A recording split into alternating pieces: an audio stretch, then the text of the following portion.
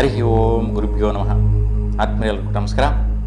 ಆತ್ಮೀಯರೇ, ನಾವೀಗ ಯುಗಾದಿ ಹಬ್ಬದಿಂದ ಪ್ರಾರಂಭ ಮಾಡಿ ಯಾವ್ಯಾವ ರಾಶಿಯವರಿಗೆ ಯಾವ ರೀತಿಯ ಒಂದು ಗ್ರಹ ಬಲಗಳು ಬದಲಾವಣೆ ಆಗುತ್ತೆ, ವರ್ಷ ಪೂರ್ತಿ ಯಾವ ರೀತಿಯ ಪ್ರತಿಫಲಗಳನ್ನು ಹೊಂದುವಂತಹದ್ದಿರುತ್ತೆ, ಮತ್ತು ಕಂದಾಯ ಫಲ ಅಂದರೆ ಆದಾಯ ವ್ಯಯಾದಿಗಳು ಯಾವ ರೀತಿ ಇರುತ್ತೆ ಅನ್ನುವಂತಹದ್ದನ್ನು ನೋಡೋಣ. ಮೊದಲಿಗೆ ಮೇಷರಾಶಿಯವರಿಗೆ ಯಾವ ರೀತಿ ಪ್ರತಿಫಲಗಳನ್ನು ಹೊಂದುವಂತಹ ಅನುಕೂಲತೆಗಳು, ಯೋಗ ಫಲಗಳಿದೆ ಅಂತ ನೋಡಿದ್ರೆ ನೋಡಿ, 2025 ಮಾರ್ಚ್ 30ರಂದು ಯುಗಾದಿ ಹಬ್ಬ ಪ್ರಾರಂಭ. ನೋಡಿ, ಈ ಒಂದು ಹಬ್ಬದ ಪ್ರಾರಂಭದಿಂದ ಬರುವ ವರ್ಷ 2026ರಲ್ಲಿ ಯುಗಾದಿ ಹಬ್ಬದವರೆಗೂ ಯಾವ ರೀತಿಯ ಒಂದು ಗ್ರಹ ಬಲಗಳು, ಫಲಾಫಲಗಳು ಇರುತ್ತೆ ಅಂತ ನಾವು ನೋಡೋಣ. ಮೊದಲಿಗೆ ಕಂದಾಯ ಫಲ ಯಾವ ರೀತಿ ಇದೆ. ಕಂದಾಯ ಫಲ ಅಂತಂದರೆ ಆದಾಯ ವ್ಯಯಾದಿಗಳು, ಆರೋಗ್ಯ, ಅನಾರೋಗ್ಯ ಇವೆಲ್ಲವೂ ಕೂಡ ಹೇಗಿದೆ ಅಂತ ನಾವು ನೋಡಿದ್ರೆ ನೋಡಿ, ಇಲ್ಲಿಗೆ ಆದಾಯ ನೋಡಿ, ಮೇಷರಾಶಿಯವರಿಗೆ ಆದಾಯ 2 ಭಾಗದಷ್ಟಿರುತ್ತೆ. ನೋಡಿ, 2 ಭಾಗದಷ್ಟು ಆದಾಯ, ವ್ಯಯ ಬಂದು 14ರಷ್ಟಿರುತ್ತೆ. ಹಾಗಾಗಿ ಖರ್ಚುಗಳು ಜಾಸ್ತಿ ಇದೆ, ಆದಾಯ ಪ್ರಮಾಣ ಕಡಿಮೆ ಇರುತ್ತೆ. ಆರೋಗ್ಯ 3 ಭಾಗದಷ್ಟು ಇರುವಂತಹದ್ದು, ಅನಾರೋಗ್ಯ 0 ಪ್ರಮಾಣದಲ್ಲಿ ಇರುತ್ತೆ. ಇನ್ನು ರಾಜ್ಯ ಪೂಜ್ಯ 5 ಪ್ರಮಾಣದಲ್ಲಿ ಇರುತ್ತೆ. ರಾಜಕೋಪ ಬಂದು 6 ಭಾಗದಲ್ಲಿ ಇರುವಂತಹದ್ದು, ಅಂದರೆ 12 ಭಾಗದಲ್ಲಿ ಇರ್ತಕ್ಕಂತಹದ್ದು. ಎಷ್ಟು ಪ್ರಮಾಣ ಅಂತ, ರಾಜಕೋಪ ಬಂದು ಜಾಸ್ತಿ ಇರುತ್ತೆ ರಾಜ್ಯ ಪೂಜ್ಯಕ್ಕಿಂತ. ಸುಖ ಬಂದು 3 ಭಾಗ, ದುಃಖ ಬಂದು 3 ಭಾಗ ಇರುತ್ತೆ. ಅಂದರೆ ಸುಖ ದುಃಖಗಳು ಎರಡೂ ಕೂಡ ಸಮಾನವಾದಂಥ ಸ್ಥಿತಿಯಲ್ಲಿ ಇರುತ್ತೆ ಮೇಷರಾಶಿಯವರಿಗೆ. ಇನ್ನು ಈ ಒಂದು ವರ್ಷ ಪೂರ್ತಿ ಯಾವ ರೀತಿ ಇದೆ ಅಂತ ನೋಡೋಣ. ನೋಡಿ, 13ನೇ ದಿನಾಂಕ ಏಪ್ರಿಲ್ 13ರವರೆಗೂ ಮೇಷರಾಶಿಯವರಿಗೆ ಸ್ವಲ್ಪ ಖರ್ಚುಗಳು, ವ್ಯಯ, ದ್ವಂದ್ವ ಮನಸ್ಥಿತಿ, ಮನಸ್ಸಲ್ಲಿ ಏನೋ ಒಂದು ಸ್ವಲ್ಪ ವ್ಯಾಕುಲತೆ ಇವೆಲ್ಲವೂ ಕೂಡ ಇರುತ್ತೆ. 13ರ ನಂತರ, ಏಪ್ರಿಲ್ 13ರ ನಂತರ ನಿಮ್ಮ ವೈಯಕ್ತಿಕವಾದಂತಹ ಅಭಿವೃದ್ಧಿ ಪ್ರಯತ್ನಗಳನ್ನು ಮಾಡ್ತೀರಾ. ಹಠವಾದಂತಹ ಕೆಲಸ ಕಾರ್ಯಗಳಿಗೆ ಕೈ ಹಾಕುವಂತಹದ್ದಿರುತ್ತೆ. ಮತ್ತು ವಿಶೇಷವಾದಂತಹ ಒಂದು ಚಾತುರ್ಯ ಬರುತ್ತೆ. ಏನೋ ಒಂದು ರೀತಿ ನಿಮ್ಮಲ್ಲಿ ಒಂದು ಚಾತುರ್ಯ ಬರುತ್ತೆ, ಒಂದು ಉತ್ಸಾಹ ಬರುತ್ತೆ, ಒಂದು ಚಾರ್ಮ್ ಅಂದರೆ ಅಭಿವೃದ್ಧಿ ಪಡೆಯುವಂತಹ ಯೋಗಗಳು ಬರುತ್ತೆ. ಇನ್ನು 14ರ ನಂತರ ವಿಶೇಷವಾಗಿ ಧನ ಪ್ರಾಪ್ತಿ ಯೋಗ, ದುಡ್ಡು ಕಾಸು ಬರುವಂತಹದ್ದು, ದುಡ್ಡಿನ ಸೌಕರ್ಯಗಳು ಬರುವಂತಹದ್ದು. ಮತ್ತು ಯಾರೆಲ್ಲ ಮೇಷರಾಶಿಯವರು ಬೋರ್ವೆಲ್ ಎಲ್ಲ ಹಾಕ್ಸ್ಬೇಕು ಅಂತಿದ್ದೀರಾ ಅಂತಹವರಿಗೆ ಒಳ್ಳೆಯ ಜಲ ಸಂಪತ್ತು ಸಿಗುವಂತಹ ಯೋಗ ಕೂಡ ಮೇ 14ರ ನಂತರ ಲಭಿಸುತ್ತೆ. ಇನ್ನು ಜೂನ್ 15ರ ನಂತರ ವಿಶೇಷವಾಗಿ ಭೂಮಿ ಪ್ರಯತ್ನಗಳು ಮಾಡುವಂತಹದ್ದು, ಭೂಮಿ ಮೇಲೆ ಬೆಳೆಗಳು ಬೆಳೆಯುವಂತಹ ಒಂದು ಕೆಲಸ ಕಾರ್ಯ, ಮತ್ತು ವೈದ್ಯಕೀಯ ಕ್ಷೇತ್ರದಲ್ಲಿರ್ತಕ್ಕಂತಹವರಿಗೆ ವಿಶೇಷವಾಗಿ ವೃತ್ತಿಯಲ್ಲಿ ಅಭಿವೃದ್ಧಿ ಬರುವಂತಹದ್ದಿರುತ್ತೆ.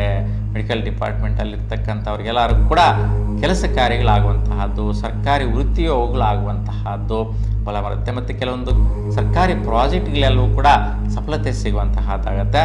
ಮತ್ತು ಮೇಷರಾಶಿಯವರಿಗೆ ಜೂನ್ 15ರ ನಂತರ ಈ ಒಂದು ದಾಯಾದಿ ಸಂಬಂಧಿಗಳಲ್ಲಿ, ಅಂದರೆ ಅಣ್ಣ ತಮ್ಮಂದಿರ ಮಧ್ಯೆ ಒಂದು ಭೂಮಿ ವ್ಯವಹಾರಗಳು, ಸೆಟಲ್ಮೆಂಟ್ಗಳಾಗುವಂತಹದ್ದು ಮುಖ್ಯವಾಗಿ ನೆರವೇರುವಂತಹದ್ದಿರುತ್ತೆ. ಈ ವಿಷಯ ಈ ಒಂದು ದಿನಾಂಕದ ನಂತರ ನಡೆಯುತ್ತೆ. ಇನ್ನು ಜುಲೈ 16ರ ನಂತರ ನಿಮ್ಮ ಸ್ವಸ್ಥಾನದಲ್ಲಿ ಮನೆ ಕಡೆ ವಿಶೇಷವಾಗಿ ಏನೋ ಒಂದು ಕೆಲಸ ಕಾರ್ಯ ಮಾಡುವಂತಹದ್ದು, ನಿಮ್ಮ ಸ್ನೇಹಿತರು ಮಿತ್ರರು ಬಂದು ಸಪೋರ್ಟ್ ಮಾಡುವಂತಹದ್ದು, ಅನುಕೂಲ ಮಾಡುವಂತಹದ್ದು ನಡೆಯುತ್ತೆ. ಇನ್ನು ಆಗಸ್ಟ್ 16ರ ನಂತರ ವಿದ್ಯಾರ್ಥಿಗಳಿಗೆ ಒಳ್ಳೆಯ ರೀತಿಯ ಅನುಕೂಲತೆಗಳು ನಡೆಯುತ್ತೆ. ಆಗಸ್ಟ್ 16ರ ನಂತರ ಯಾರೆಲ್ಲ ವಿದ್ಯಾಭ್ಯಾಸದಲ್ಲಿದ್ದೀರಾ ಅಂತಹವರಿಗೆ ಶ್ರೇಷ್ಠವಾದಂತಹ ಅನುಕೂಲತೆಗಳು, ವಿದ್ಯಾಭ್ಯಾಸ ಮುಗಿಸ್ಕೊಂಡವರಿಗೆ ಉದ್ಯೋಗಗಳು ಸಿಗುವಂತಹದ್ದು, ಮತ್ತು ಉನ್ನತವಾದಂತಹ ವ್ಯಾಸಂಗ ಪ್ರತಿಫಲಗಳು ಪಡೆಯುವಂತಹದ್ದು, ಸೊ ಒಂದು ಅಬ್ರಾಡ್ಗೆಲ್ಲ ಹೋಗುವಂತಹದ್ದು, ಫಾರಿನ್ಗೆಲ್ಲ ಹೋಗುವಂತಹ ಯೋಗಗಳು ಬರುತ್ತೆ. ಮತ್ತು ಯಾರಿಗೆಲ್ಲ ಗರ್ಭಿಣಿ ಸ್ತ್ರೀಯರಿಗೆ ಮಕ್ಕಳು ಆಗಸ್ಟ್ 16ರ ನಂತರ ಆಗ್ತಾರೆ, ಅವರಿಗೆ ತುಂಬ ಶೌರ್ಯ ಸಾಹಸಗಳಿಂದ ಇರ್ತಕ್ಕಂಥ ಮಕ್ಕಳು ಜನಿಸುವಂತಹದ್ದು ಕೂಡ ಗರ್ಭಿಣಿ ಸ್ತ್ರೀಯರಿಗೆ, ಮೇಷರಾಶಿಯಲ್ಲಿ ಇರ್ತಕ್ಕಂಥ ಗರ್ಭಿಣಿ ಸ್ತ್ರೀಯರಿಗೆ ಈ ಒಂದು ಯೋಗ ಭಾಗ್ಯ ಲಭಿಸುತ್ತೆ. ಸೆಪ್ಟೆಂಬರ್ 16ರ ನಂತರ ವಿಶೇಷವಾಗಿ ನಿಮ್ಮ ಒಂದು ಸಹಚರರಿಂದ, ಸ್ನೇಹಿತರಿಂದ, ಮಿತ್ರರಿಂದ ಒಳ್ಳೆಯ ರೀತಿಯ ಒಂದು ಒಳ್ಳೆಯ ಸಹಕಾರ ನೀಡುತ್ತೆ. ಅವರಿಂದ ಒಳ್ಳೆಯ ರೀತಿ ಬಿಸ್ನೆಸ್ಸು, ವ್ಯಾಪಾರ, ವಹಿವಾಟನ್ನು ಮಾಡುವಂತಹ ಸಾಧ್ಯತೆಗಳಿರುತ್ತೆ. ಅವ್ರ ಜೊತೆಗೂಡಿ ಒಳ್ಳೆಯ ರೀತಿಯ ಕೆಲಸ ಕಾರ್ಯಗಳು ನಡೆಯುವಂತಹದ್ದಿರುತ್ತೆ. ಅವರಿಂದ ಒಂದು ವ್ಯಾಪಾರದಿಂದ, ಬಿಸ್ನೆಸ್ಸಿಂದ, ಭೂಮಿಯಿಂದ, ಬೆಳೆಗಳಿಂದ ನಿಮಗೆ ಸಹಕಾರ ಮಾಡಿ ನೀವು ಅಭಿವೃದ್ಧಿ ಪಡೆಯುವಂತಹದ್ದು, ಅವರ ಜೊತೆಗೂಡಿ ಯಾವುದೋ ಒಂದು ಒಡಂಬಡಿಕೆ ಒಪ್ಪಂದಗಳು ಮಾಡಿಕೊಳ್ಳುವಂತಹ ಒಳಿತಾದಂತಹ ಪ್ರತಿಫಲ ಸೆಪ್ಟೆಂಬರ್ 16ರ ನಂತರ ನಡೆಯುತ್ತೆ. ಇನ್ನು ಅಕ್ಟೋಬರ್ 17ರ ನಂತರ ದಂಪತಿಗಳಿಗೆ ಸ್ವಲ್ಪ ಅಸಮಂಜಸವಾದಂಥ ಮನಸ್ಥಿತಿ, ವೈಷಮ್ಯಗಳು ಬರುತ್ತೆ, ವೈರಾಗ್ಯಗಳು ಬರುತ್ತೆ, ಸುಖ ನೆಮ್ಮದಿ ಇರಲ್ಲ. ಯಾವುದೋ ಒಂದು ಕ್ಷುಲ್ಲಕವಾದಂತಹ ಕಾರಣಗಳಿಗೋಸ್ಕರ ಯಾರೋ ಹೇಳಿದ್ರು, ಏನೋ ತಿಳಿದುಕೊಂಡ್ವಿ, ಆ ವಿಚಾರಗಳಿಗೋಸ್ಕರ ಆ ವಿಷಯಗಳಿಂದ ದಂಪತಿಗಳ ಮಧ್ಯೆ ಸ್ವಲ್ಪ ವೈರಾಗ್ಯ, ವೈಷಮ್ಯಗಳು, ವೈಪರೀತ್ಯಗಳು ಬರುವಂತಹ ಸಾಧ್ಯತೆ ಇರುತ್ತೆ. ಮತ್ತು ಮದುವೆ ಆಗುವಂತಹ ಅವರಿಗೆ ಈ ಒಂದು ಅಕ್ಟೋಬರ್ 17ರ ನಂತರ 1 ತಿಂಗಳ ಕಾಲದಲ್ಲಿ ಮದುವೆ ಆಗುವಂಥವರಿಗೆ ಮದುವೆ ಒಂದು ನಿಶ್ಚಯಗಳು ಊರ್ಜಿತ ಆಗುವುದಿಲ್ಲ.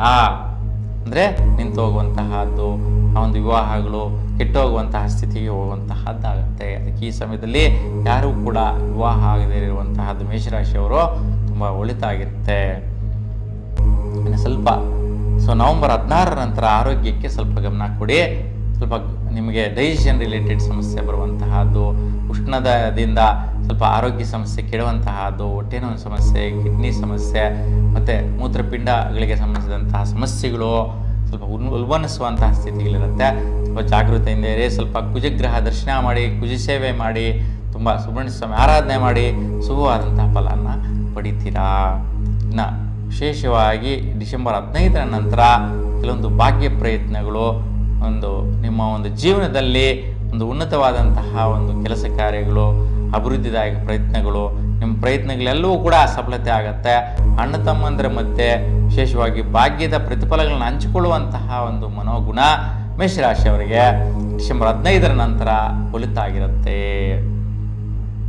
ಇನ್ನು ಜನವರಿ 14, 2026 ಈ ದಿನಾಂಕದ ನಂತರ ವೃತ್ತಿ ಬದಲಾವಣೆ ಮಾಡುವಂತಹದ್ದು, ವೃತ್ತಿಯಲ್ಲಿ ಕೆಲಸ ಕಾರ್ಯದಲ್ಲಿ ಚೇಂಜಸ್ ನೋಡ್ತೀರಾ, ಒಂದು ಅಭಿವೃದ್ಧಿಯನ್ನು ನೋಡ್ತೀರಾ.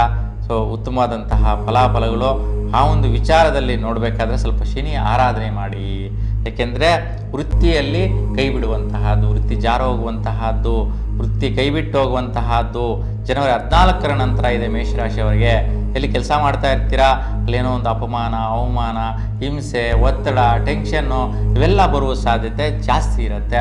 ಅದಕ್ಕೆ ಶನಿ ದರ್ಶನ ಮಾಡಿ, ಶನಿ ದೇವರ ದರ್ಶನ ಮಾಡಿ ಪೂಜೆ ಮಾಡಿದ್ರೆ ಜನವರಿ 14, 2026ರ ನಂತರ ಈ ಒಂದು ಸೇವೆಯಿಂದ ಒಳ್ಳೆ ಫಲ ಪಡಿತೀರಾ. ಇನ್ನು ಫೆಬ್ರವರಿ 12, 2026 ಈ ಒಂದು ದಿನಾಂಕದ ನಂತರ ವಿಶೇಷವಾಗಿ ಆದಾಯಗಳಿಗೋಸ್ಕರ ಪ್ರಯತ್ನಿಸ್ತೀರಾ. ಬರುವಂತಹ ಆದಾಯಗಳೆಲ್ಲವೂ ಕೂಡ ನಿಷ್ಫಲ ಆಗ್ತಾ ಇರುತ್ತೆ, ದೂರ ಆಗ್ತಾ ಇರುತ್ತೆ, ಕೈ ಬಿಟ್ಟು ಹೋಗ್ತಾ ಇರುತ್ತೆ. ಹಾಗಾಗಿ ವಿಶೇಷವಾಗಿ ಆಂಜನೇಯ ಸ್ವಾಮಿ ದರ್ಶನ ಮಾಡಿ ಪೂಜೆ ಮಾಡಿ ಶುಭವಾದಂಥ ಫಲನ ಪಡಿತೀರಾ. ಇನ್ನು ಮಾರ್ಚ್ 14ರ ನಂತರ 2026ರಲ್ಲಿ ನೀವು ವಿಶೇಷವಾಗಿ ಖರ್ಚು ವೆಚ್ಚಗಳು ಜಾಸ್ತಿ ಆಗುತ್ತೆ. ಸ್ವಲ್ಪ ಒತ್ತಡಗಳು, ವೈಪರೀತ್ಯಗಳಿಂದ ಖರ್ಚುಗಳು ಮಾಡುವಂತಹದ್ದು ಬರುವಂಥ ಸಾಧ್ಯತೆ ಇರುತ್ತೆ. ಒಟ್ಟಾರೆಯಾಗಿ ಈ ವರ್ಷ ಪೂರ್ತಿ ನಿಮಗೆ ಒಂದು 4-5 ತಿಂಗಳುಗಳ ಕಾಲ ವೈಪರೀತ್ಯ ಬಿಟ್ಟರೆ ಒಂದು 5-6 ತಿಂಗಳ ಕಾಲ ಉತ್ತಮವಾದಂಥ ಫಲಗಳಿರತಕ್ಕಂತಹದ್ದು.